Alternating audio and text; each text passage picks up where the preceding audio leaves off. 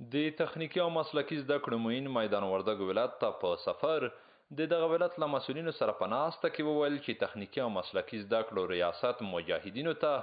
د زده کړو د زمینې برابرولو په موخه طرحه جوړه کړې ده چې له مخې به یې مجاهدین له رسمي وخت پرته کولی شي د ادارې او مدیریت په برخه کې زده کړې ترلاسه کړي. د مجاهدینو دپاره موږ یو په اداري بخش کې یو ډېره جامعه طرحه ترتیب کړې چې هغه د یو نیم کال تعلیماتو په نتیجه کې چې به له رسمي وخته مخکې یا له رسمي وخته وروسته به دوی ته تعلیمات ورکول کېږي د اداره او منیجمنټ په باره کې او د هغې په نتیجه کې به دوی ته بیا رسمي اسناد ورکول کېږي. د دغه ولایت مسؤلین وایي دا د مجاهدینو لپاره یو ښه فرصت دی چې کولی شي له رسمي وخت پرته زده کړې وکړي او یاد پلاوي ته یې د هر ډول همکارۍ ډاډ ورکړ. په دغه باندې چې